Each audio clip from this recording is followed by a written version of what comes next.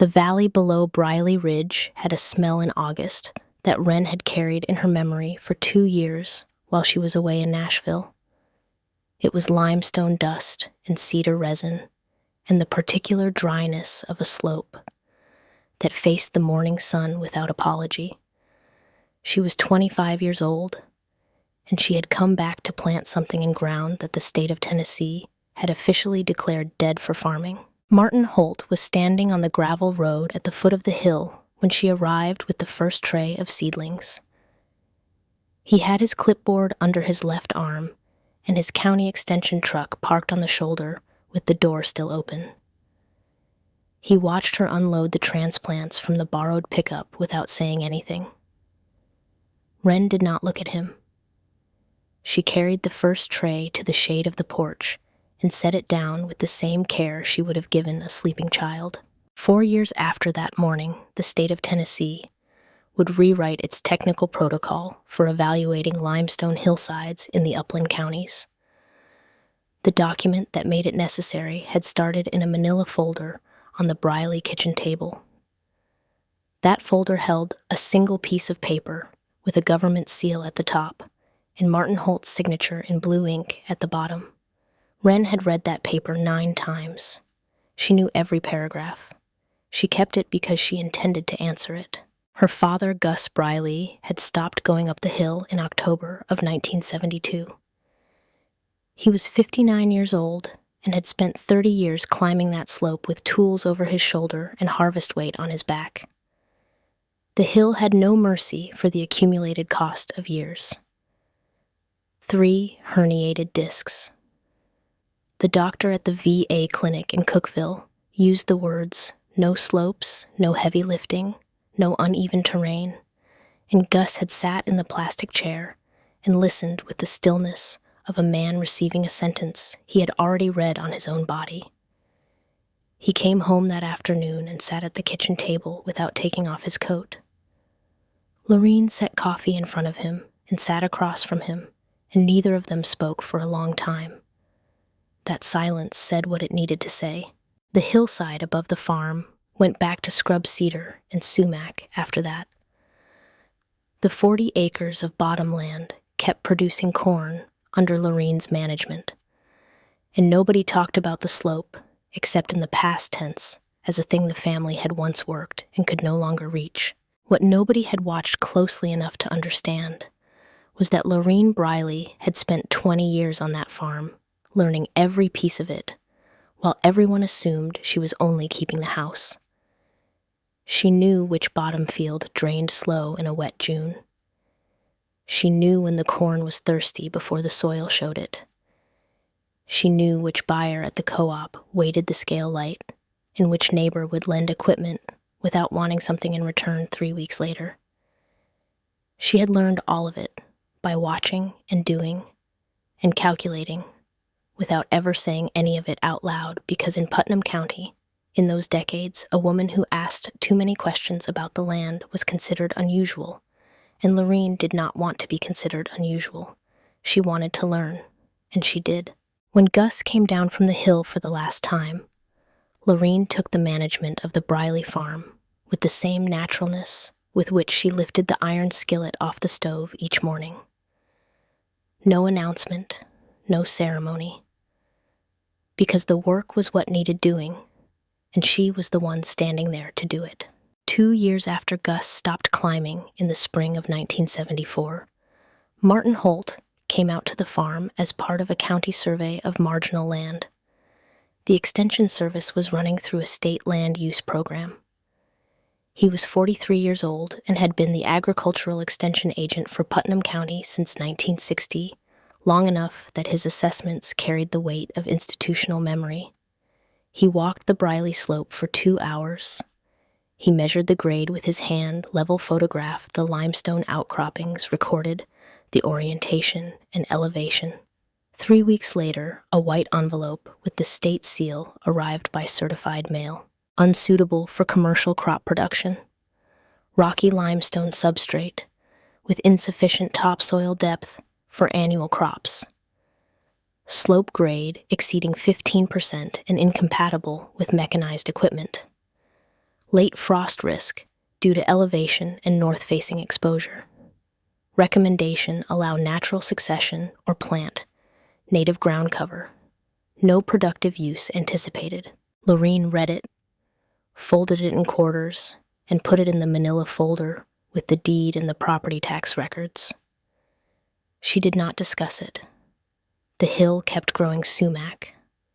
The assessment sat in the folder. Wren was 20 years old when Martin signed that report. She was finishing a certificate program in agricultural production at Tennessee Tech and working weekends at a dried pepper processing facility in Sparta to cover her costs. Her mother's letter told her about the assessment without much comment. Wren read it once, set it aside, and returned to the work of finishing her program. The assessment said what everyone already assumed: the hillside was difficult ground. She finished the certificate in 1976 and went to Nashville for 2 years to work at a food-grade spice processing plant near Antioch in quality control.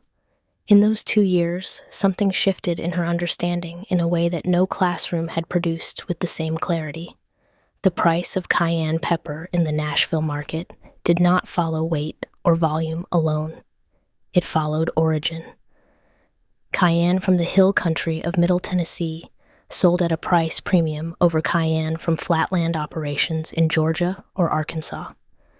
The plant technicians who had spent years working with growers from different regions used one word to explain it: flavor.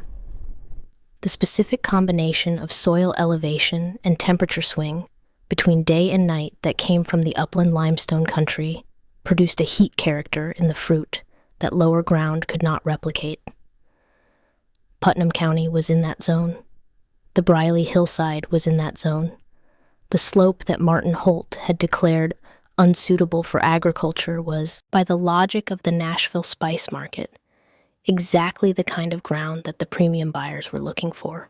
Wren came back to Cookeville in the spring of 1978 with money saved from 2 years at the plant and an idea she had not told anyone yet. She spent a month at the kitchen table after supper with Martin's assessment beside her and a legal pad in front of her, working through the numbers in 2 columns, conservative and optimistic. She calculated the cost of Tennessee mountain cayenne transplants from a grower over in White County.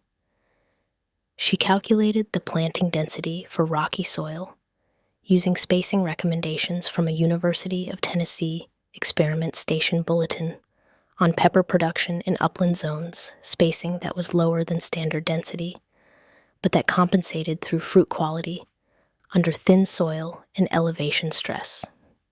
She calculated the labor cost of preparing a limestone hillside by hand because no equipment could work the grade.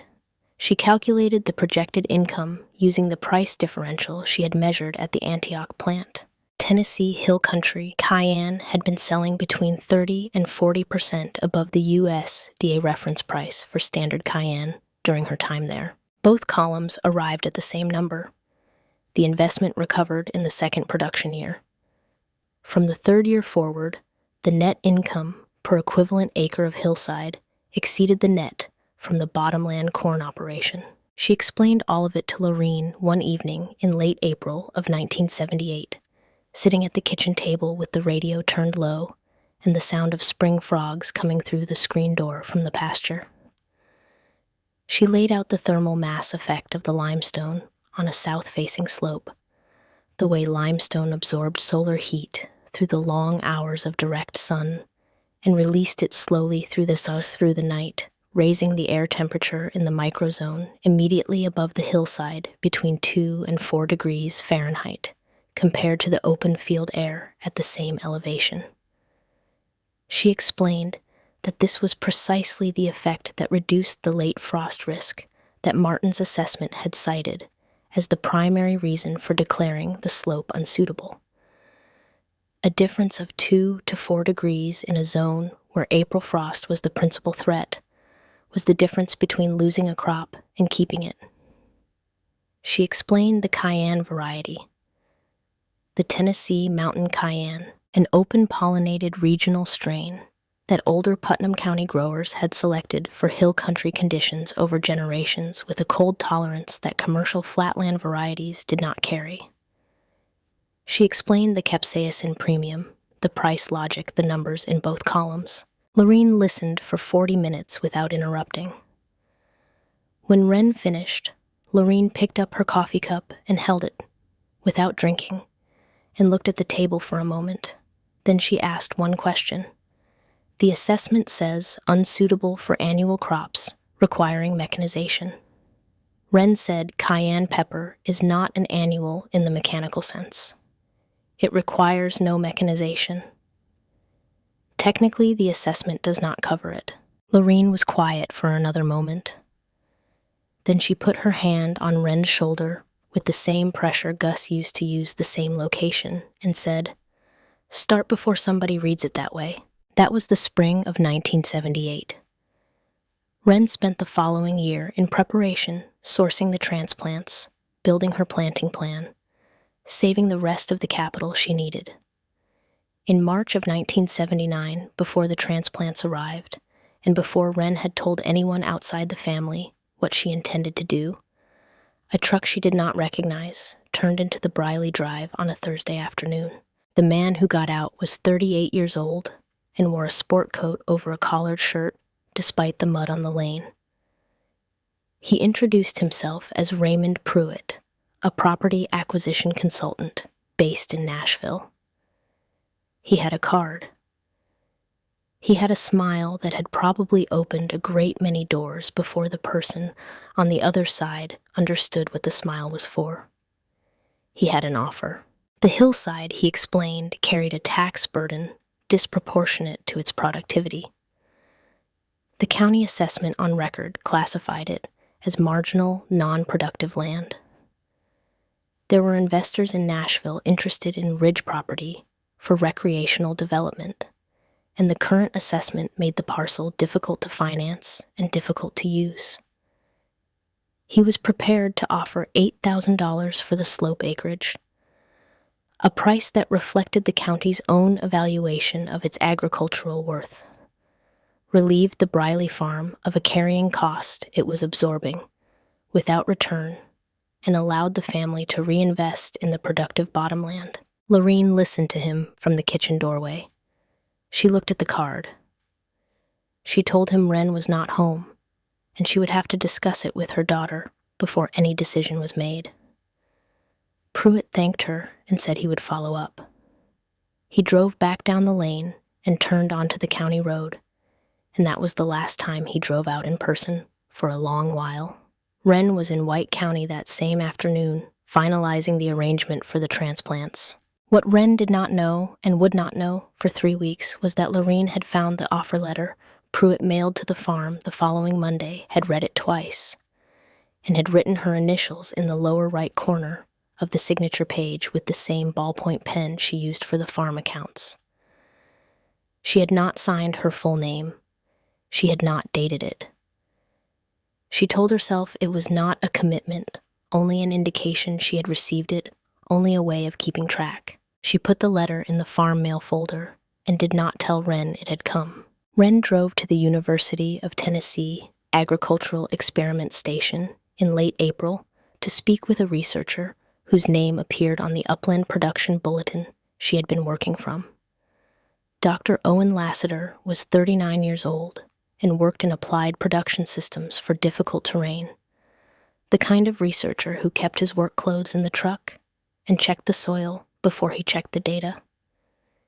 He answered Wren's 3 questions about the applicability of the thermal mass effect in limestone soil in the Putnam County uplands without hedging. The data in the bulletin applied directly to the elevation and orientation she described. The late frost risk was real but manageable, given the correct variety and the documented temperature differential of the hillside microclimate. If someone was willing to instrument the slope and build a field record, the data would answer the remaining questions faster than any controlled study. Wren thanked him and drove back to Cookeville and ordered the transplants. She went to see Martin Holt at the extension office on a Tuesday morning in May of 1979. She brought her legal pad, the UT Experiment Station Bulletin, and a photocopy of the 1974 assessment Martin had signed himself. The office was on the second floor of the County Agricultural Building, a room with a large desk and filing cabinets along 2 walls, and a county road map pinned to the corkboard above the window. Martin was 48 years old and had the particular quality of authority that comes not from ambition, but from duration, from being the person in a small county who signs the papers year after year until the signature itself becomes a kind of institution. He listened to Wren with the patience of a man who has heard something before and believes he already knows how it resolves. He went through the legal pad, looked at the bulletin, looked at his own assessment.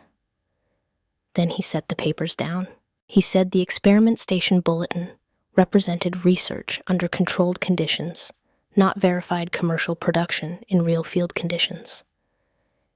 He said the thermal mass effect she was describing depended on specific densities of surface rock and slope orientations that were not documented for the Briley hillside in particular. He said the late frost risk at that elevation was real and on record at the county weather station with historical data going back 30 years. He said one bad April could cost her the entire investment and leave her with a stripped hillside and no capital to try again. He said his recommendation was to keep the bottom land in the crops that had worked and not risk money and labor on a surface that the technical record declared unsuitable. Wren looked at him. She said she appreciated the recommendation. She said she would take it under consideration. She stood up, collected her papers, and left. She drove home, looked at her numbers one final time, called Dr. Lassiter from the kitchen phone, and confirmed the 3 technical points she needed confirmed. Then she called the grower in White County and said the transplants could come on the Wednesday morning he had suggested. What she found on the kitchen table that evening was not the farm mail folder. It was Laureen sitting in her chair with both hands flat on the table, and the Pruitt letter in front of her, the copy she had initialed, smoothed open as though she had been looking at it for some time. Wren sat down across from her. Laureen said I initialed it. I did not sign it, but I initialed it. The kitchen was quiet, except for the sound of the pasture frogs through the screen and the hum of the refrigerator in the corner. Wren looked at the letter. She read it from the top. $8,000, the county's own evaluation of its agricultural worth. She set it down. She looked at her mother. Laureen said, I thought about what it would mean if it did not work. I thought about you using the money you saved in Nashville on a hillside the county had already written off. I thought about Boyd and what happened to his greenhouse. I thought if you failed, I would have let you fail when I could have given you a way out. Wren said nothing for a long time.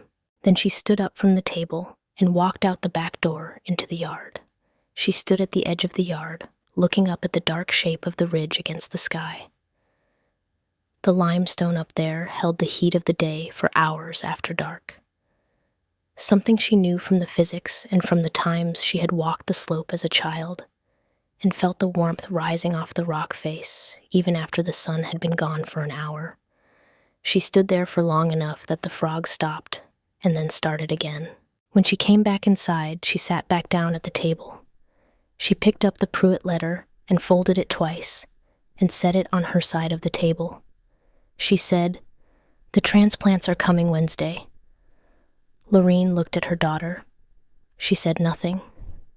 She picked up the initialed letter and put it back in the farm folder, not because there was anything to do with it, but because there was no good reason to leave it on the table. The transplants arrived at 7:30 on a Wednesday morning in May of 1979. 340 Tennessee mountain cayenne in plastic growing containers, plants between 12 and 18 inches depending on the tray, roots tight and healthy foliage, still bright from the cool of the early drive down from White County. Wren unloaded them with Sadie Doss, who was Lorraine's niece, 32 years old, and had been living at the Briley farm since March when her husband died of a sudden cardiac event in the winter and left her with a rented house she could not pay and no clear plan for what came after. She had appeared at the Briley door with a single bag and the look of someone who was not asking permission but also was not certain that she was welcome. Lorraine had opened the door and taken the bag from her hand and pointed to the back bedroom, and that had been the whole conversation. Sadie had started helping with the farm accounts within the first week, not because anyone asked her, but because the books were on the kitchen counter, and she had always been meticulous about numbers. She did not ask Wren what the plan was when the transplants arrived. She picked up a tray and followed Wren to the shade of the porch. They arranged the 340 plants in the shade, setting the sturdiest transplants aside for the most exposed points on the upper section and the smaller ones for the lower gaps where the soil ran a little deeper. Wren opened her legal pad to the planting diagram she had drawn over 2 evenings, the hillside divided into 3 horizontal sections according to rock density, the spacing adjusted for each zone. She and Sadie went over it once together. Then they started carrying water from the cistern. The following morning, Wren went up alone to drive the placement stakes. 400 wooden stakes, 12 inches each, driven with a hand maul into limestone ground at 8:30 in the morning, when the temperature on the bottomland was already pushing 90 degrees. The limestone threw the heat back up from below, as though the rock itself was another source of it. She drove stakes for 6 hours. She came down at dusk with blisters under her gloves and her forearms scraped from the rock edges. Martin Holt arrived on the 3rd day of planting in his extension service truck with a young technician Wren did not recognize. They parked on the gravel road at the foot of the slope and got out and stood watching. Martin had his clipboard. The technician had a camera. Martin called up from the road. He said the limestone substrate in the upper section had less than 10 inches of usable soil at most measurement points. He said the root system of cayenne under those conditions would face chronic moisture stress through the dry months of summer. He said the late frost risk in April at that elevation, with that exposure, was documented with 30 years of county weather station data. He said if she wanted to test the slope with cayenne, he would recommend 20 or 30 plants on the lower section where the soil was deeper, not 340 across the full face. He said he could get her a contact at the extension office for a low-income farm assistance program, that there were soil amendment grants for marginal land, that it might reduce her exposure on the bottomland if the hillside did not work out. Wren measured the next planting depth, drove the dibble bar into the gap between 2 flat rocks, and kept working. The young technician crouched beside one of the finished holes and studied it for a moment, with what appeared to be genuine interest. Martin stood on the road a while longer. Before he got back in the truck, he called up one more time. He said the assessment was not a personal opinion. He said it was a technical evaluation based on field data. He said he had not written it to cause the Briley family trouble. He said he had written it because the data said what it said. Wren turned to find the next marked stake. She set the dibble bar. She drove it down. Martin got in his truck and drove back toward Cookville. Sadie was hauling water from the cistern when the truck disappeared around the bend. She set the bucket down and asked Wren what the county man had said. Wren said, "We need to keep these plants watered for the first 2 months. The roots need to establish before the August dry spell." Sadie picked up the bucket and kept walking. By the time the 340 transplants were in the ground, 4 people in Cookville, in the surrounding area, had made up their minds about the Briley hillside before the cayenne had set its first root. Vernon Cobb was 73 years old and owned more land in Putnam County than any other private holder. He had grown cayenne and corn and tobacco on Middle Tennessee hill country since before Martin Holt was old enough to carry a clipboard. He came to the foot of the slope on the second day of planting in his old pickup with his son-in-law Gene, who farmed the adjacent property along the county line and grew hay and cattle, and had the confidence of a man who had heard enough stories of other people's failures to consider himself an expert on the subject. Vernon stood at the bottom of the hill, looking up at the fresh transplants between the rocks. He said to Gene without raising his voice, "Old Walt Sims tried that same thing on the ridge across the hollow, back in '58, and lost everything in a frost on Good Friday." Gene nodded. They stood there for a while. Then they got back in the truck. Dex Whitlow was 42 years old and had run the cayenne operation on the creek bottom fields of a neighboring farm for 18 years. He knew the crop from the ground up in the way that only long practice produces the kind of knowledge that no bulletin can transmit, because it lives in the hands and the eyes and the memory of specific bad seasons. He came out on a Saturday in August and found Wren on the road below the upper section and told her plainly, without cruelty, that he thought the world of her and that the hillside was going to eat her investment.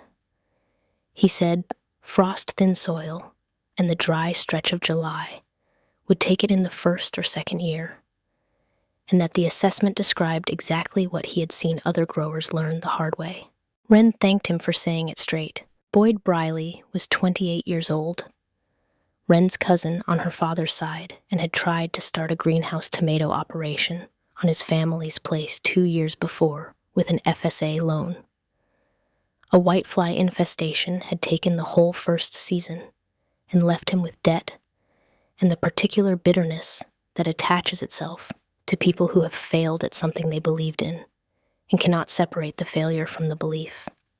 He came around to the Briley farm in September and watched Wren staking the irrigation lines she was planning to run to the lower section and said what he said with the authority of personal loss. He said agricultural projects that stepped outside the proven record always ended the same way.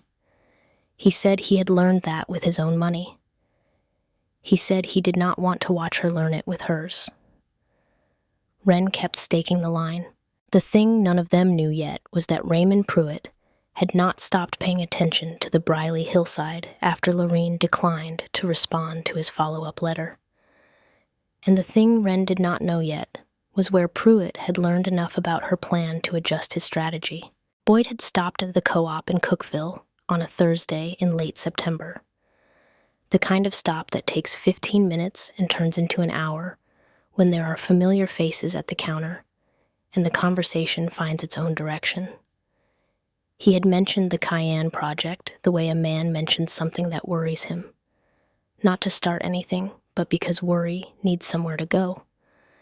He had mentioned the UT Bulletin and the thermal mass idea and the price premium in Nashville. He had said he hoped it worked, but the numbers did not look right to him. The man he had been talking to was someone he had known since high school, someone who did small jobs for property consultants in the county, someone who had Pruitt's card in his wallet from a deal 3 years prior. 3 weeks after that conversation at the co-op counter, a second letter arrived at the Briley farm. The offer was $16,000. The letter cited the same county assessment. It noted that the property was currently under development activity that was unlikely to produce a commercial return, and that the family might consider the offer a reasonable exit from a speculative position. The language was careful, and the price was double. Wren read the letter at the kitchen table the evening it arrived. Lorene was at the sink. Sadie was in the back room with the account books. Wren set the letter down. She looked at the wall above the stove where Lorene had kept a small, framed cross-stitch since before Wren was born, a thing so familiar she had stopped seeing it years ago. She looked at it now. She said Boyd told someone. Lorene turned from the sink. She did not ask how Wren knew. She stood there with the dish towel in both hands. Wren said, "I am going to go talk to him." She drove to Boyd's place that evening in the last of the light. Boyd was on the porch. He saw her pull in, and he did not move toward the truck. He sat where he was and waited. Wren got out and came to the foot of the porch steps and looked at him. Boyd said, "I did not mean for it to go anywhere. I was talking to somebody I have known my whole life, and I said too much. I know I said too much." Wren looked at him.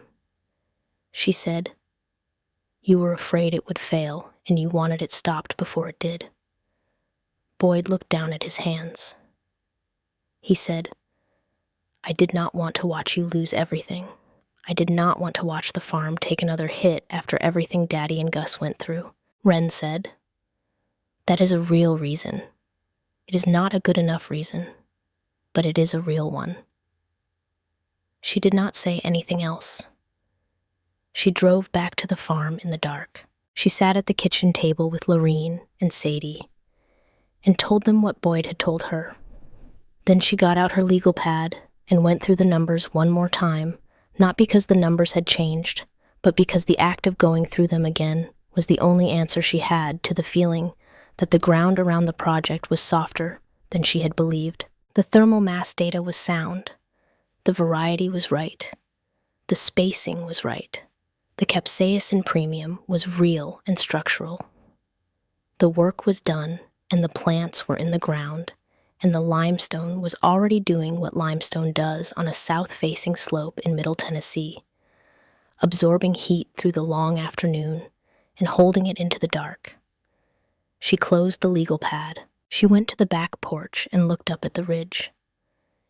She could not see the transplants in the dark, but she knew exactly where each section was, where the upper rock was densest, where the soil ran deeper toward the lower line, where she had driven every stake and placed every plant over 4 days in the August heat. Sadie came to the doorway behind her and did not say anything. The frogs were loud in the pasture. The sky above the ridge was clear, and the stars were the particular sharp stars of a Tennessee. September, the kind that looked like they were trying to communicate something important that the air between them and the earth made impossible to hear clearly. Wren stood there for a while. Then she went inside and turned out the kitchen light. The manila folder with Martin Holt's assessment was still in the desk drawer where Lorene had always kept the farm documents. The date on it was 1974. The signature at the bottom was still blue. The ground on the hillside above had not changed since Martin walked it. That spring had not read the assessment, had not adjusted itself to any of the conclusions it contained. The winter of 1979 came early to Putnam County. By the second week of November, the ridge had gone gray, and the sumac along the upper fence line had dropped everything it had, and the 340 Tennessee mountain cayenne plants on the Briley hillside had gone dormant in the limestone soil, with their roots pulled down into whatever depth they had managed to find in 4 months of growth. Wren walked the slope every few days in the cold, checking the stems at the soil line, pressing her fingers into the gaps between rocks to feel whether the ground had held any residual warmth from the previous week's sun. It had. The limestone did not give up its heat the way open soil did. She wrote the observations in the first of the 6 hardcover notebooks she had bought at the stationery counter in Cookeville Green. Covers College ruled, purchased all at once because she had calculated how long the documentation would take and did not want to run short. Sadie had taken over the account side of the notebooks by December. She had a system of columns that Wren had not asked her to develop, but that made the temperature records easier to read across weeks.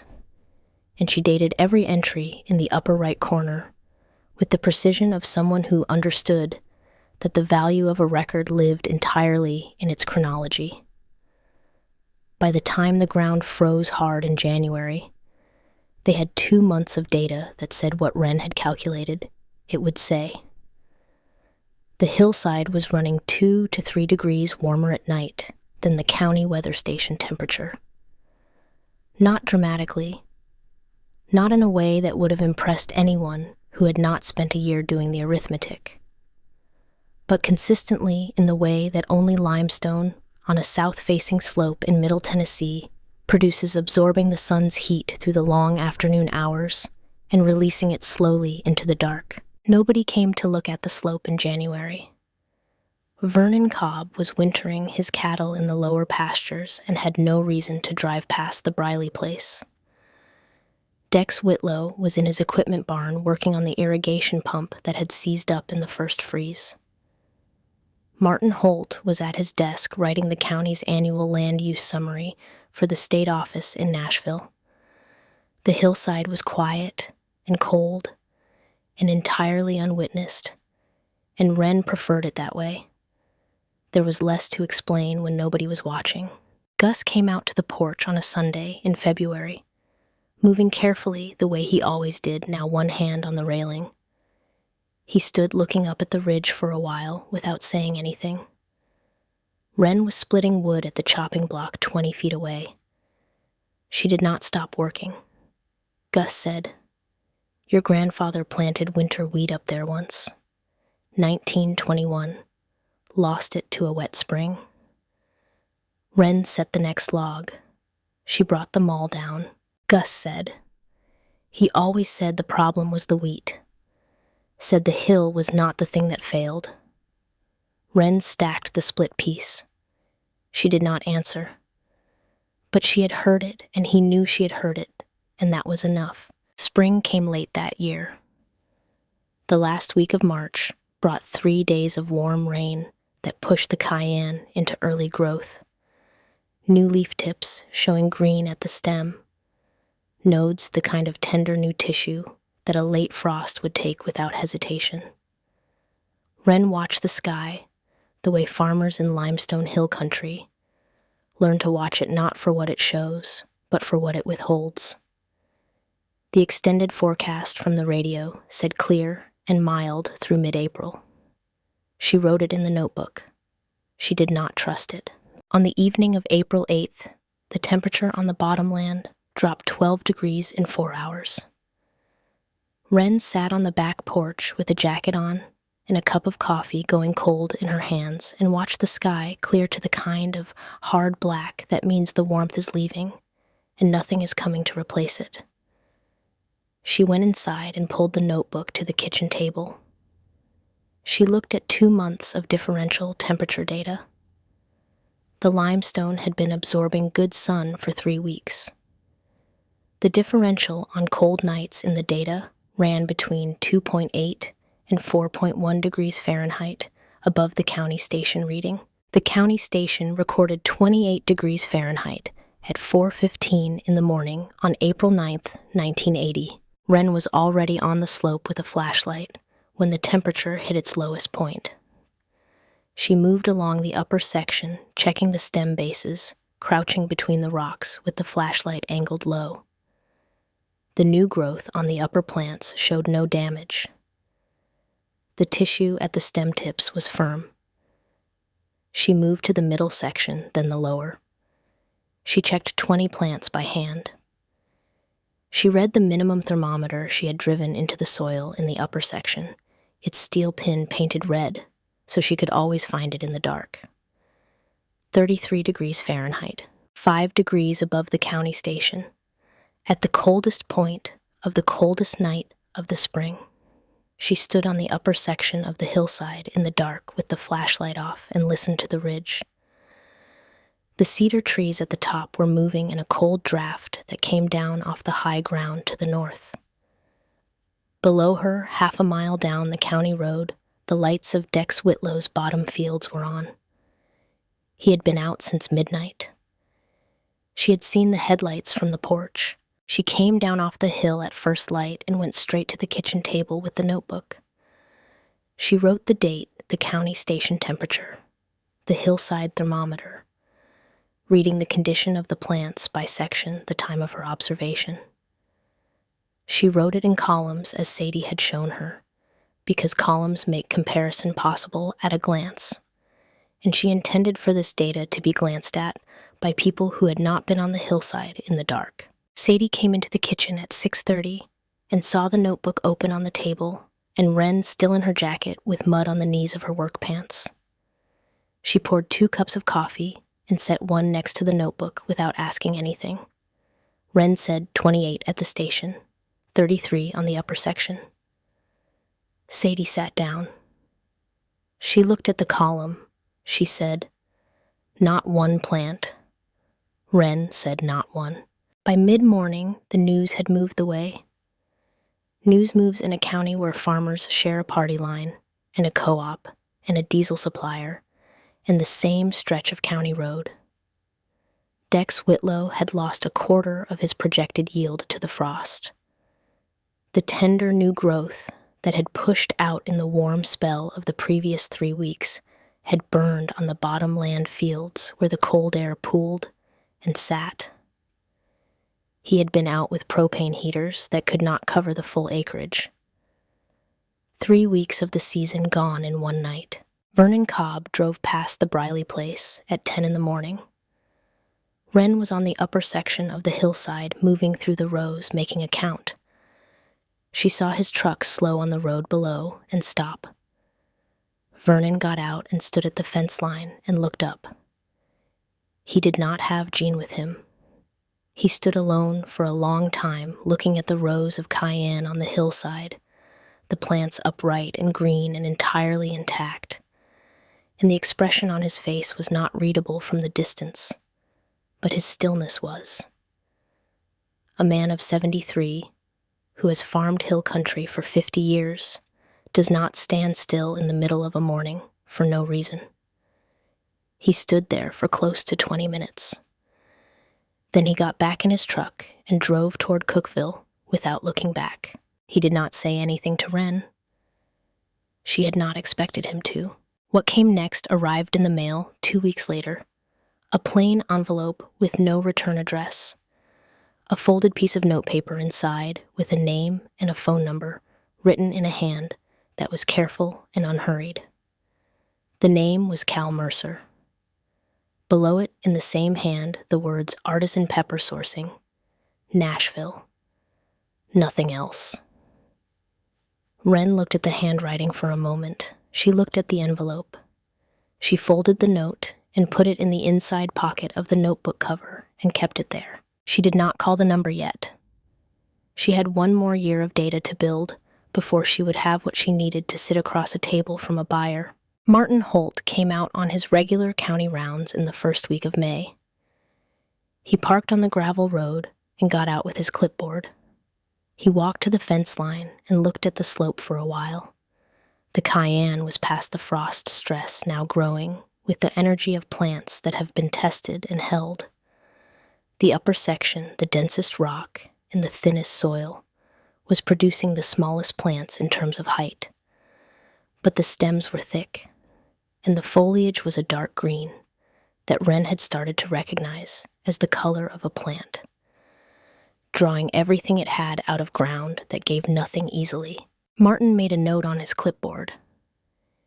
He looked at the upper section for a long time. Then he got back in his truck. He had not said anything which was different from the previous visits. On the previous visits, he had said things. Wren noted the difference in the margin of the notebook without commenting on it. Dr. Owen Lassiter came to the farm for the first time in February of 1980, sent by a colleague who had mentioned the project at a research meeting in Knoxville. He arrived in work clothes and rubber boots with his own field equipment in a canvas bag and asked Wren to show him the slope before she told him anything about it. He wanted to see it without the framing of a prepared explanation. Wren walked him to the foot of the hill and let him go up alone. He spent 2 hours on the slope. He took his own soil samples from 5 points. Using the small stainless courier he carried in the canvas bag and labeling each sample with masking tape and a pencil. He measured temperature at 3 points with a pocket thermometer, which Wren watched him do from below, with the private observation that his readings matched hers. He walked the upper section twice, and spent the most time there crouching over the limestone outcroppings and examining the soil and the gaps between rocks with the kind of focused attention that is not performance. When he came down, Wren brought him to the cedar tree at the bottom of the slope and showed him the notebook. He sat in the shade and read it for 20 minutes without speaking. He turned pages with care. He studied the columns. He looked at the April frost entry for a long time. Then he said, "Your differential temperature data is the most consistent field record I have seen from a limestone hillside in Middle Tennessee under real production conditions." He asked if he could come monthly. Wren said yes. The second year was the year the data stopped being a private argument and started becoming something else. Dr. Lassiter came out in March and April and June, each time with his own instruments, each time comparing his readings against Wren's notebook and finding them aligned. He brought a graduate student in the summer who spent a day on the upper section measuring soil moisture at depth intervals and left with a set of samples and a look on his face that suggested the numbers were saying something he had not anticipated. Dex Whitlow came back in July of 1980. He came alone on a weekday afternoon, not on the road this time, but up the path that Wren had cut between the sections during the first winter. He found her on the middle section, checking the fruit set on the plants in the densest rock zone. He stood a few feet back and looked at the plants without speaking for a moment. Then he said, "These should not look like this." Wren kept her eyes on the cluster she was examining. She said, "Why not?" Dex said, "Thin soil dry, drainage full sun, stress. The textbook says these plants should be half this size and struggling." Wren said, "The textbook was written for a different kind of ground." Dex looked at the upper section at the shortest plants with the thickest stems and the darkest leaves. He said, "What are those going to taste like?" Wren said, "Hot."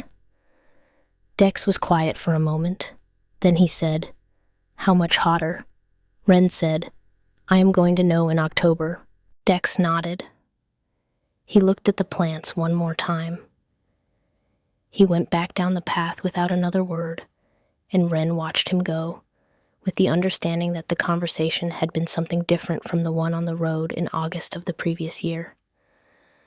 The first conversation had been a warning delivered with goodwill. This one had been a question. Questions meant the conclusion was no longer settled. October came, and the fruit on the upper section of the Briley hillside came in the way that Tennessee mountain cayenne from the uplands comes in when the conditions have done exactly what they are supposed to do. The pods were smaller than bottomland standard. The color was a deep red that was almost burgundy at the stem end, and the dried fragrance when Wren crushed a pod between her fingers was the sharp, clean heat of a fruit that had been forced by its conditions to concentrate everything it had into the chemistry of the seed cavity. She filled the first sample bags and set them on the kitchen table, and the smell of them filled the room. Lorene came in from the porch and stopped when she caught the smell. She stood for a moment.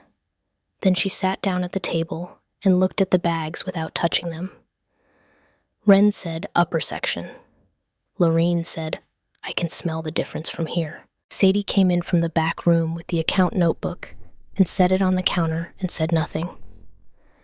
She had been keeping track of every cost of the project since March of 1979. Every transplant, every stake, every bag of sulfur dust, every hour. Wren had logged in the slope notebook costed at the going day. Labor rate in Putnam County, even though nobody had been paid for any of it. The number at the bottom of her accounting column was a specific number, and Sadie knew it. And she knew what the sample bags on the table needed to fetch per pound to begin to address it. Dr. Faye Drummond arrived in March of 1981. She was 45 years old and had spent 12 years documenting traditional capsicum varieties across Tennessee, Kentucky, and the Western Carolinas. And she had heard about the Briley Project from Dr. Lassiter at the annual UT Agricultural Research Conference in Knoxville in January.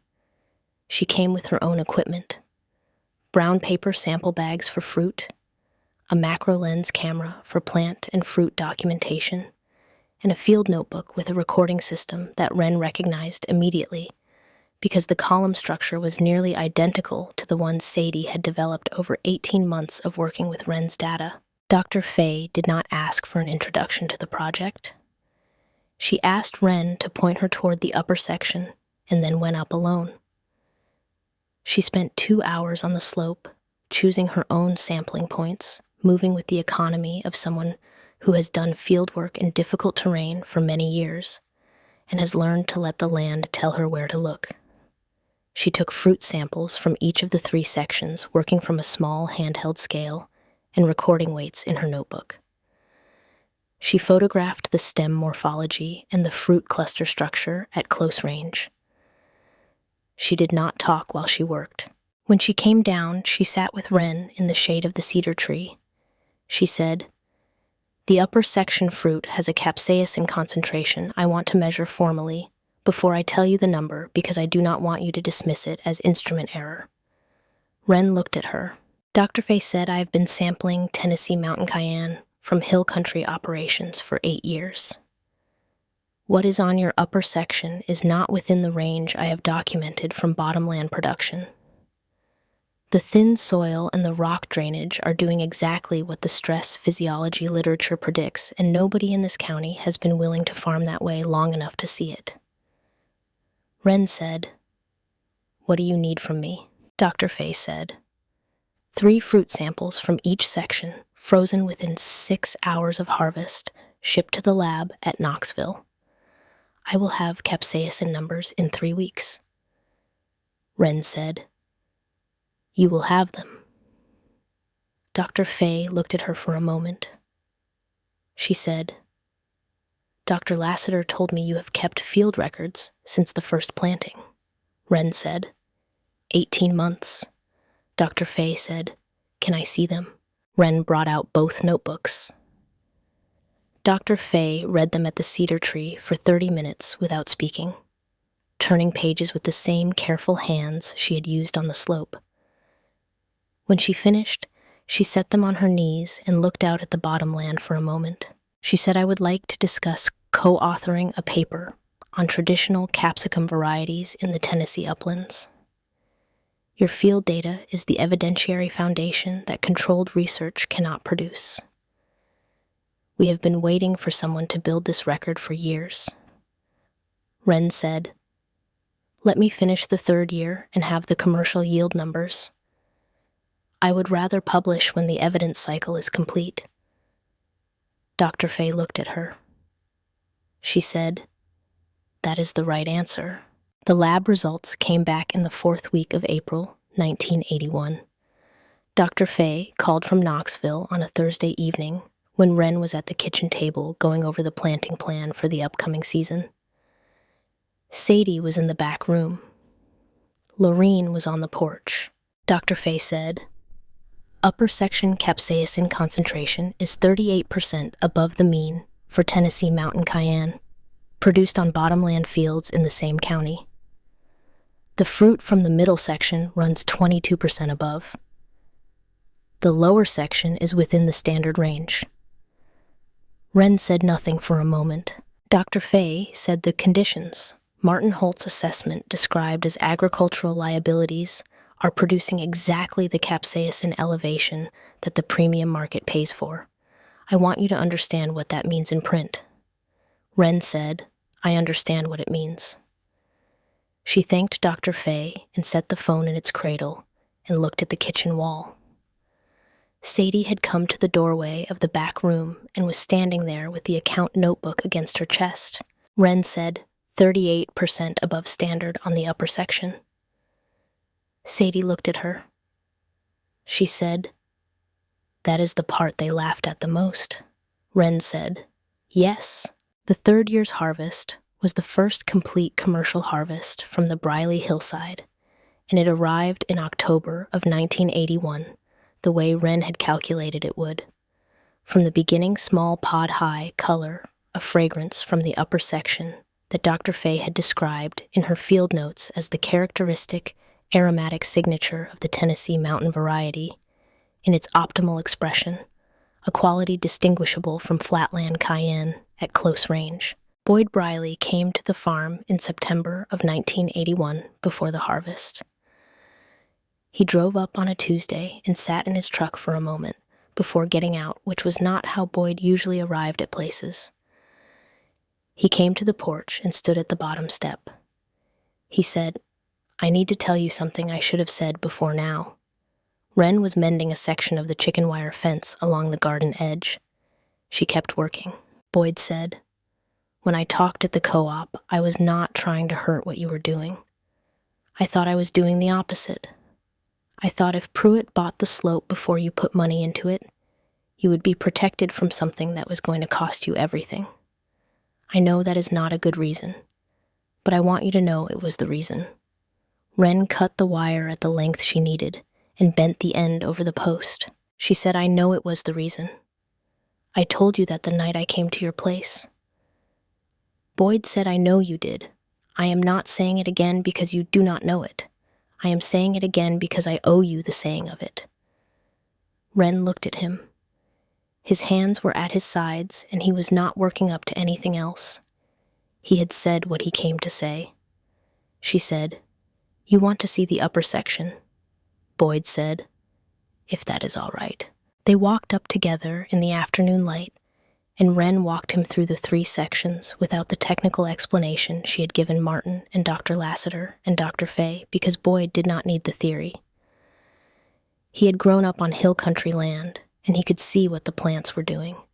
He crouched over the upper section the way Dex had, looking at the stem thickness, and the fruit color, and the way the roots had found the deep gaps between the limestone faces. After a while, Boyd stood up and looked out over the ridge toward the White County line. He said, "What would it take to do this on my family's back slope?" Wren looked at him. She said, "It would take the right variety and the right data and 2 years before you know if it is working." Boyd said, "Would you sell me transplants from your nursery stock?" Wren did not answer right away. She looked at the upper section. She looked at the plants that had come through 2 winters and 1 hard frost and 18 months of skepticism from everyone who had stood on the road below and watched her work. She said, "Come back in November. I will have the nursery selection done by then." Boyd nodded. He did not say thank you. He did not need to, and she did not need to hear it. They walked back down in the early evening light without speaking, and the sound of the ridge in late September was the sound of a season completing what it had started. The harvest weigh-in for the first commercial delivery was on a Thursday in mid-October, and Sadie ran the scale with the account notebook open on the tailgate of the farm truck. The upper section fruit came in at a weight that was lower than bottomland standard per plant, as Wren had calculated. But the per-pound price that the 2 Nashville buyers had quoted when Wren brought them samples in September was 34% above the U.S. day reference price for cayenne that season. The number at the bottom of Sadie's accounting column, when she closed the notebook that evening, was no longer a deficit. It was a margin. Wren sat on the tailgate after the last bag was loaded and looked at the hillside in the late afternoon light. The upper section showed the bare stems of harvested plants, dark against the limestone. The rock was warm under her hand when she pressed it flat against the face near the fence post. It had been a full sun day. The limestone had been collecting it since 9 in the morning and would be giving it back until past midnight. Sadie sat beside her on the tailgate and looked at the same slope. She set the account notebook between them and said, "This is enough to go forward." Wren said, "There is one more thing to settle before I know that." Sadie looked at her. She did not ask what it was, but the answer to her unspoken question was already on its way. 3 days after the weigh-in, a truck Wren did not recognize turned slowly into the Briley Drive in the early afternoon. It was not Raymond Pruitt's vehicle. It was not a county extension truck.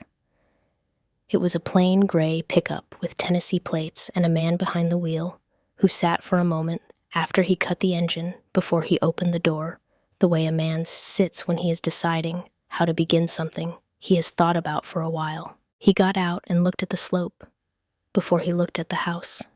He stood in the drive and looked at the hillside for a long time, the way Vernon Cobb had stood on the road after the April frost, with the stillness of a man making a calculation that requires more than numbers. Then he turned toward the porch and said to Wren, who had come to the door when she heard the truck, "My name is Cal Mercer. I was told I should come see this hillside myself before I said anything to anybody about it." Wren did not move from the doorway right away. She looked at the man in the drive the way she had learned to look at people who arrived at the Briley farm with something they wanted from it, measuring the distance between what they said first and what they had come to say. Cal Mercer was 50 years old and built the way men are built who have spent their working lives in warehouses and loading docks, and the kind of small manufacturing operations that require you to know what things weigh. He had driven from Nashville without calling ahead, which told her something. People who call ahead are managing the conversation before it starts. People who drive without calling have decided the conversation will go where it goes. She stepped off the porch and walked toward him. She said, "Vernon Cobb sent you." Cal looked at her. He said, "He called me. He said I should come see the hillside before I talked to anyone about it, and that I should not waste time getting out here." Wren said, "How long have you known Vernon?" Cal said, 15 years. He has sourced pepper for me twice before. He does not recommend things he has not looked at himself." Wren said, "He looked at it from the road." Cal said, "He told me that. He also told me what he saw when he looked." She walked him to the foot of the slope and pointed him up the path without explanation. Cal went up alone the same way Dr. Lassiter and Dr. Fay had gone, and Wren stood at the cedar tree and watched him move through the sections. He was methodical. He spent time in the upper section, the way all of them had, crouching over the harvested plants, looking at the stem bases and the color of the soil in the rock gaps. He picked up a few of the dried pods that had been left on the ground after the harvest and turned them in his fingers. He looked out from the top of the ridge toward the east for a moment, the way a man looks at land he is thinking about in terms that are longer than a single season. He came down in the late afternoon, and Wren brought him to the kitchen table. Lorene set coffee without being asked and sat at the far end of the table and did not speak. Sadie stayed in the back room with the door open. Cal said, "I have been sourcing Tennessee mountain cayenne from the uplands for 11 years. The consistent problem is fragmented production. Small growers, different cultivation practices, no uniformity across deliveries. My restaurant clients in Nashville and Chattanooga need a heat profile they can count on season to season because they build recipes around it." He looked at the sample bag Wren had placed on the table when she heard him on the slope. He had not touched it yet. He said, "May I?" Wren pushed it toward him. He opened it and crushed a pod between his thumb and forefinger and held it near his face and breathed in slowly. He did not speak for a moment. Then he said, "This is from the upper section." Wren said, "Yes." Cal set the pod down. He said, "The lower section samples I took on the slope are different. Still good. But the upper is something I have been looking for a consistent supply of for 3 years." He put both hands flat on the table and looked at Wren. He said, "I want to offer you a purchase contract for 3 seasons. Fixed price at 36% above USD, a reference with an annual adjustment tied to the Specialty Spice Index. Payment within 15 days of each delivery. One condition in writing." Wren waited. Cal said, "The hillside fruit is sold under a Briley Ridge, hill-grown designation and is never mixed with bottomland cayenne in the same delivery. The price I can pay depends entirely on the product maintaining exactly the character that separates it from everything else on the market. The moment it becomes a blended product, the premium disappears. He said, "This pepper has a specific story in this soil. That story is part of its price." Ren looked at him across the table. She said, "What volume do you need per season?" They talked for an hour.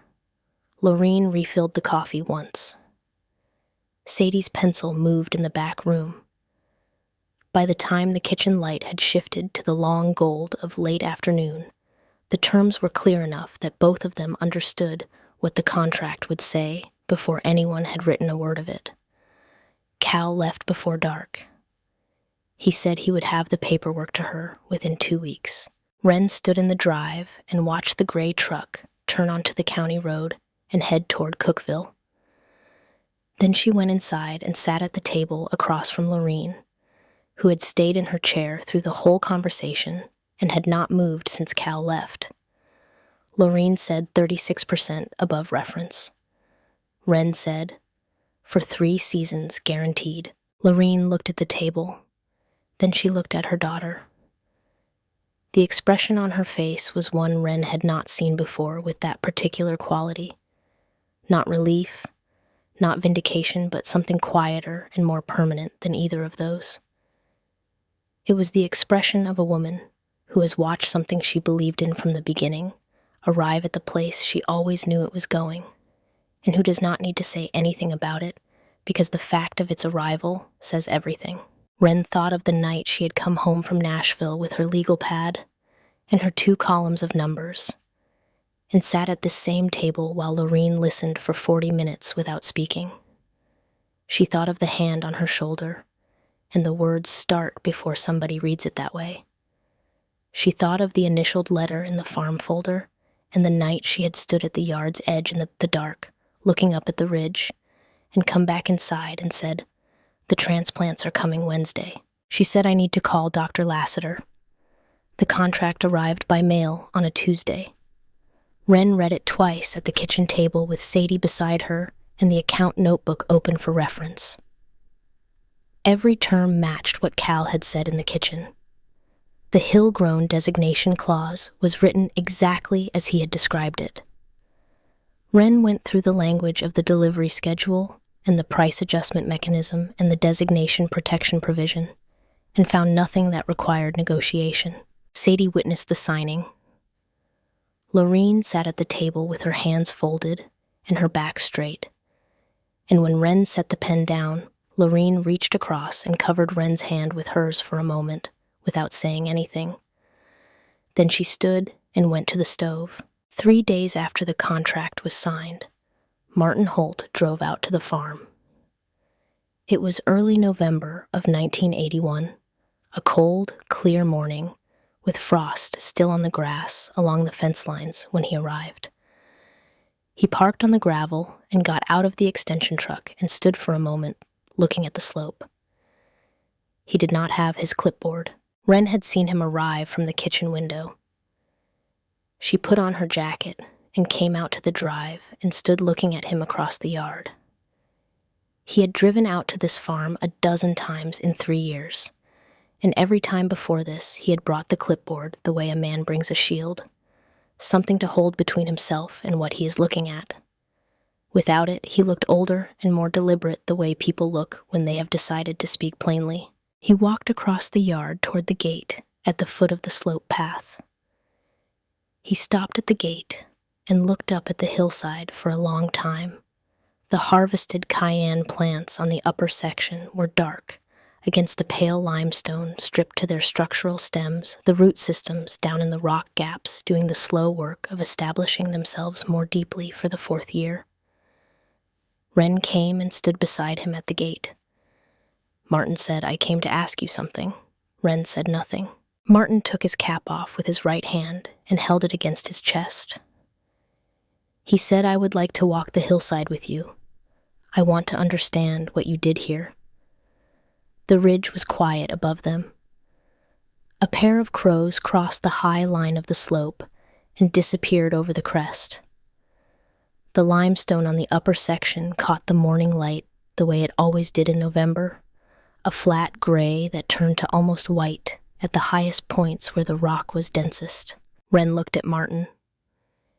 He was 48 years old and had spent 19 years as the county extension agent, which meant he had spent 19 years being the person whose judgment defined the boundary between what was possible and what was not on the farmland of Putnam County. She knew what it had cost him to come to this gate without the clipboard. She said, "I am finishing the weigh-in on the storage inventory this morning. If you can wait an hour, we will go up." Martin said, "I can wait." He sat in the shade of the cedar tree at the foot of the hill. The same cedar tree where she had shown Dr. Lassiter the notebook, the same shade where she and Sadie had sat after the harvest, and he waited the hour without moving much. Wren finished the inventory with Sadie in the storage shed and came back to the cedar tree, and they went up together. She did not narrate the slope to him. She let him see what he saw and ask what he needed to ask. He asked about the root depth in the upper section, and she showed him 2 gaps between the limestone faces, where she had cleared enough soil to expose the root structure of an adjacent plant, the way she had been documenting it since the 2nd year. He asked about the moisture regime in July, and she described how the drainage between the rocks created a consistent stress cycle that repeated itself every dry season, and how the Tennessee mountain variety had the physiological capacity to respond to that cycle in ways that commercial flatland varieties did not, because generations of hill country growers had selected it for exactly those conditions. Martin listened with the same patience he had always had, but the quality of the patience was different. Before it had been the patience of a man who already knows the answer. Now it was the patience of a man who does not. At the top of the upper section, he stopped and looked out over the county. The way Cal Mercer had looked out, the way Vernon Cobb had looked from the road below. The land ran east from the ridge toward the White County line in a series of descending terraces, bottomland, and woodlot, and the gray winter fields of the neighboring farms. Martin said, "I want to ask you something else." Wren looked at him. He said, "The assessment in 1974, the process I used." "What did I miss?" Wren said. "You missed the question of what was going to be planted. The assessment evaluated the slope for mechanized annual crop production. That is what it found unsuitable. But it never asked whether there was a perennial variety suited to non-mechanized production on limestone upland, and there was. There had been for generations. The assessment was not wrong about the ground. It was wrong about the question it was answering." Martin was quiet for a moment. Then he said, "That is an error in my process, and I acknowledge it." Wren looked at him. She said, "The next time a rocky hillside comes across your desk in this county before you sign the assessment, ask the farmer what they intend to grow. That is the question the 1974 assessment did not ask." Martin put his cap back on. He looked at the upper section of the hillside, at the stripped stems and the pale rock and the deep gaps where the root systems were working quietly in the cold. He said, "You are right. I will ask that question from this point forward." They walked back down in silence. The particular silence of 2 people who have said what needed to be said and do not need to add anything to it. At the bottom of the slope, Martin shook Wren's hand, the way men in Putnam County shook hands when they meant it, with both firmness and brevity. Then he got in his truck and drove back toward Cookville, and Wren stood at the gate and watched him go. Sadie was at the cedar tree when Wren turned around. She had come out at some point during the conversation and had not interrupted it. She held both notebooks against her chest. Wren said, "We need to call Dr. Lassiter and Dr. Fay and tell them we are ready to move forward on the paper." Sadie said, "I already left a message with Dr. Lassiter's office this morning." Wren looked at her. Sadie said, "You signed the contract on Tuesday. I figured the rest would follow." The UT Agricultural Experiment Station published its regional research bulletin in January of 1983. The case study on Tennessee mountain cayenne production in limestone uplands in Putnam County, Tennessee, ran 22 pages and carried the names of Dr. Owen Lassiter and Dr. Faye Drummond as lead authors and acknowledged Ren Briley's field data as the evidentiary foundation of the research. The bulletin described the thermal mass mechanism, the capsaicin elevation under thin soil stress, and the commercial price premium in terms precise enough to constitute a technical guide for any extension agent who read it carefully. The institutional mail delivery to the Putnam County Extension Office brought a copy on a Wednesday morning in February. Martin Holt called the Briley farm that same afternoon. He said he had read it. He said he wanted to come out. He came the following day with a printed copy and a handwritten note on the top corner of the first page. Ren read the note at the kitchen table while he sat across from her. It said, "The field data that supports this paper is yours. This publication exists because you planted when the assessment said, 'Do not plant.'" The handwriting was careful and unhurried, the same hand that had signed the 1974 assessment. Ren looked at the note for a moment. Then she set the paper down and said, "Martin, there is something I need from you." He said, "What is it?" She said, "The next time you receive a technical assessment from one of your staff on a piece of marginal land in this county before you sign it, have them answer one additional question in writing. What is the landowner's intended crop or use, and has the assessment addressed that specific crop and use?" Martin said, "That is a reasonable requirement. I will add it to the assessment protocol." He left the printed copy of the bulletin on the table. He did not take back the handwritten note. Gus Briley read the bulletin that evening in his chair by the window.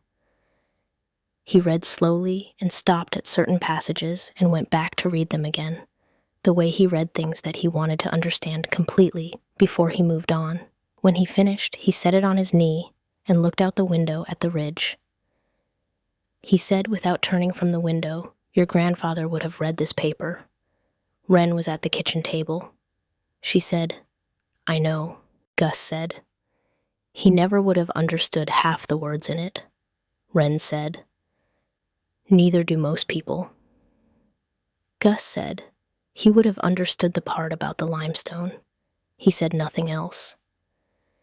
He set the bulletin on the side table and picked up his coffee. That was the review Ren had waited for, without knowing she was waiting for it. Dex Whitlow came to the farm in April of 1983, after the bulletin had been in circulation for 2 months. He did not come on a weekday or on a Saturday morning. He came on a Sunday, which meant he had made a specific decision to come, not folded it into the routine of the week.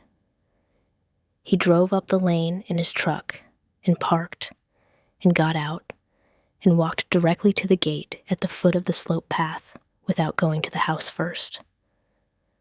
Ren saw him from the porch and came across the yard. Dex was standing at the gate looking up at the fourth-year plants on the hillside. The upper section was in its early spring growth, the new leaves catching the April light, the stems thicker than they had been in the first year, the root systems now running deep enough into the limestone gaps that the plants moved very little in the wind. He said without turning Ruthie, "I was wrong." Ren stopped beside him. He said, "I told you this hillside was going to eat your investment. I said frost and thin soil and the dry stretch. I knew the crop better than most people in this county, and I looked at what you were doing and I told you it would fail." Ren said, "You told me what you knew. What you knew was accurate for flatland production with standard varieties. You were not wrong with the knowledge you had. The knowledge was just incomplete." Dex turned and looked at her. He was 44 years old and had spent 20 years in cayenne production, and the expression on his face was the expression of a man who knows the difference between being told he was not wrong and being told he was not wrong in a way that is actually meant. He said, "I want to understand what you saw that I did not see." Wren looked at the upper section. She said, "Walk up with me." They went up together, and she showed him what she had shown Martin in November: the root depth documentation, the rock gap measurements, the differential temperature record that ran from the first winter of 1979 through 3 complete growing seasons. Dex asked questions that only someone who knew the crop from the ground up would know to ask questions about the moisture timing and the stress cycle and the harvest window and the way the capsaicin elevation affected the drying ratio. When they came back down, Dex stood at the gate for a moment looking at his boots. He said, "I am going to look at the back ridge on my property this spring. The slope on the east face runs similar grade to your upper section." Wren said, "Come back and look at the data before you commit to a planting plan. 2 years of temperature records from that face before you put money in the ground." Dex said, "That is how you did it." Wren said, "That is how it works." He thanked her and drove back down the lane. The 4th year's crop was already setting fruit on the middle section, the small, tight clusters of green pods that would spend the summer concentrating everything the limestone and the elevation and the thin soil could give them before they turned the deep red of October. Boyd came in November of 1983 with a truck bed full of questions and the kind of focused attention that loss had given him, the sharpened attention of a man who cannot afford to get the next thing wrong. He had spent the spring and summer doing what Wren had told him to do, walking his back ridge, pressing his fingers into the soil gaps, watching where the sun hit longest and where the cold air pooled on April mornings. He had 2 seasons of temperature notes in a spiral notebook. He set the notebook on the kitchen table alongside Wren's green hardcovers, and the comparison between the 2 recording systems made Sadie smile briefly in the way she smiled when something confirmed a pattern she had already identified. Wren went through Boyd's data with him at the table, while Lorene cooked supper on the other side of the kitchen. The temperature differential on his east ridge was consistent, but ran 1 degree lower than the Briley upper section, because his slope orientation was not as directly south. Enough. The drainage pattern was similar. He had found 4 pockets of deep soil in the limestone gaps on the middle band of the ridge that could take the root depth the upper planting would need. Wren said, "Your middle band is where you start, not the top. Build 2 years of data from the middle and then decide about the top." Boyd said, "How many transplants?" Wren said, 60 to start, enough to build a real data set without a loss you cannot absorb. Boyd nodded. He wrote it in his notebook. Wren said, "Come back in March. I will have the nursery stock sorted by then, and I will pull 60 from the best rootstock in the upper section." Boyd closed his notebook. He looked at the kitchen table at the green hardcovers and Sadie's account books and the accumulated paper record of 4 years of work on a hillside that 8 different people had told Wren was not worth the effort. He said, "I should not have gone to the co-op and said what I said." Wren said, "You already said that." Boyd said, "I know. I am saying it one more time because I owe it more than once." Wren said, "Once is enough. 3 times is a habit." Boyd looked at her for a moment. Then he made a sound that was almost a laugh, the first one she had heard from him in the 4 years since his greenhouse failed, and she let it stand without commenting on it. Raymond Pruitt drove up the Briley Lane on a Thursday in October of 1983. He was in a newer vehicle than the one from 1979, a dark sedan that was cleaner than anything had a right to be on a county road in mud season. He parked in the drive and got out wearing the same kind of sport coat he had worn 4 years before, which Wren recognized as a deliberate choice. The costume of a man who wants you to remember the previous conversation and accept the continuity it implies. Wren came out to the porch. She did not come down the steps. Pruitt stood in the drive and looked at the hillside. The fourth year's harvest was finished and bagged, and the upper section had the particular authority of a hillside that has been successfully farmed for 4 seasons. The plant rows visible, and even the cleared paths between sections showing the system underneath the growth. He said, "I have been following the bulletin from the experiment station. I heard about the contract with Cal Mercer's operation." Wren said nothing. Pruitt said, "I want to make you a new offer. The recreational development interest from 1979 is no longer the relevant frame.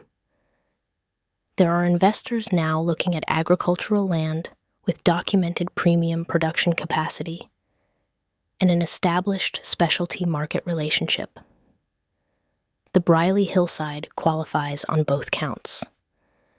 I am authorized to offer $280,000 for the slope acreage and the associated water rights." He said it the way he had said the $8,000 offer in 1979, with the same practice neutrality that was designed to make the number sound like a conclusion rather than an opening position.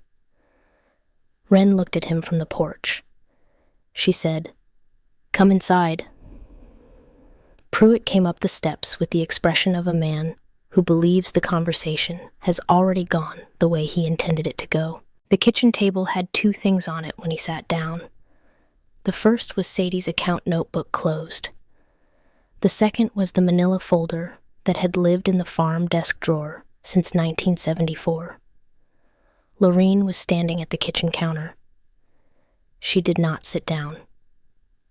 Pruitt put his briefcase on the floor beside his chair and folded his hands on the table and looked at Wren. Lorene picked up the manila folder and opened it and took out a single folded piece of paper. She unfolded it and placed it flat on the table in front of Pruitt, with both hands smoothing it once, and stepped back. It was the 1974 county assessment. Martin Holt's signature in blue ink at the bottom. The state seal at the top. Rocky limestone substrate with insufficient topsoil depth. Slope grade incompatible with mechanized equipment. Late frost risk. No productive use anticipated. Lorene said, "Mr. Pruitt, this document is the official county assessment of the agricultural worth of that hillside. It is signed by the state of Tennessee. It says the land has no productive use." Pruitt looked at the document. He looked up at Lorene. Lorene said, "You came to us in 1979 with $8,000 and told us you were relieving us of a tax burden the county had written off. You are sitting at this table today with $280,000 for the same piece of ground." She let that sit for a moment. She said, "Either the county assessment was correct in 1979, and there is no reason for you to be here today, or the county assessment was wrong, and you knew it was wrong when you offered us $8,000 for land that was already worth a great deal more. I would like to know which of those 2 things is true before we have any further conversation." The kitchen was very quiet. The refrigerator hummed in the corner. Outside, the crows that had been working the edge of the south field all morning were moving away toward the tree line, their calls fading toward the ridge. Pruitt looked at the assessment. He looked at Lorene. He looked at Wren. Wren said nothing. She had said what she needed to say 4 years ago on a hillside in the August heat with a dibble bar in her hands. She did not need to say anything now. Pruitt picked up his briefcase. He stood up from the table. He looked at the assessment one more time, and then he looked at the 2 women in the kitchen with the particular expression of a man who has found himself on the wrong side of a transaction he designed himself. He said, "I appreciate your time." He walked to the door and let himself out. His car moved back down the lane and turned onto the county road and did not come back. Lorene refolded the assessment along its original crease lines and put it back in the manila folder and set the folder on the table. She went back to the counter and picked up the dish towel she had set down when Pruitt arrived. Sadie came out of the back room with the account notebook against her chest. She looked at the folder on the table. She looked at Lorene. She did not say anything, but the expression on her face was the expression of someone who has been keeping careful track of a story for 4 years and has just watched it arrive at exactly the chapter she knew it would reach. Wren sat at the table for a moment.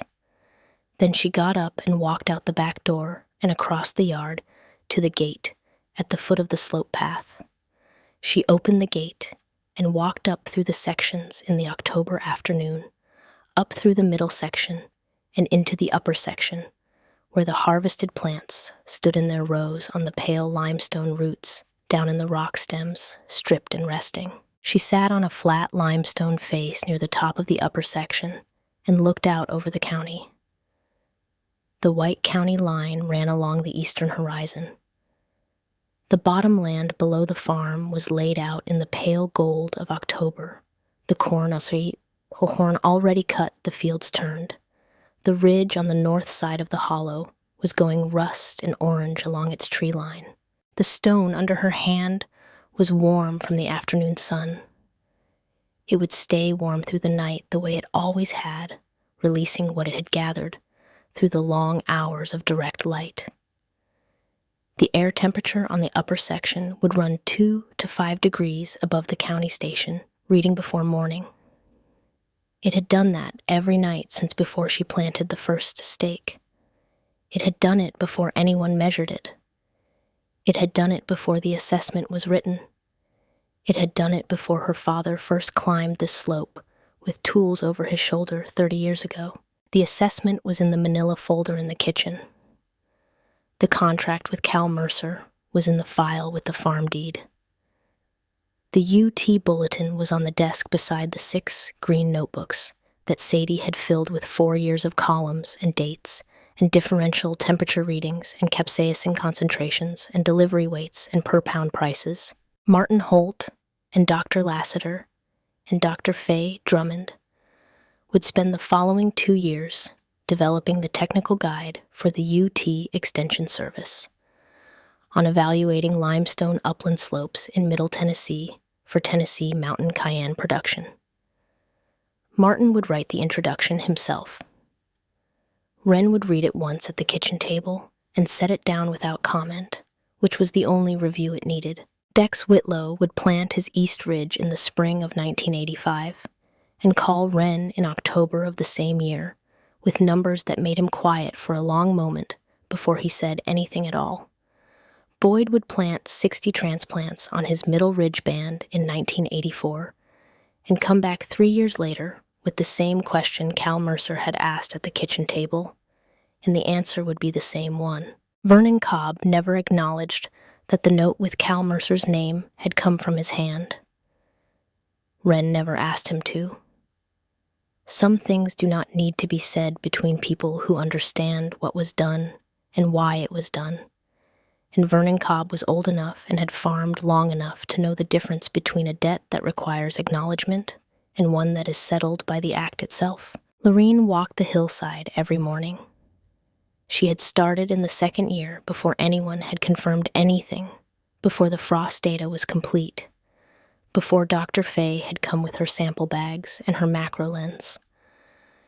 She went before Wren was up in the early light when the sun was still low, and came sideways through the rows, and caught the limestone and turned it the particular color of early morning on the Putnam County ridges.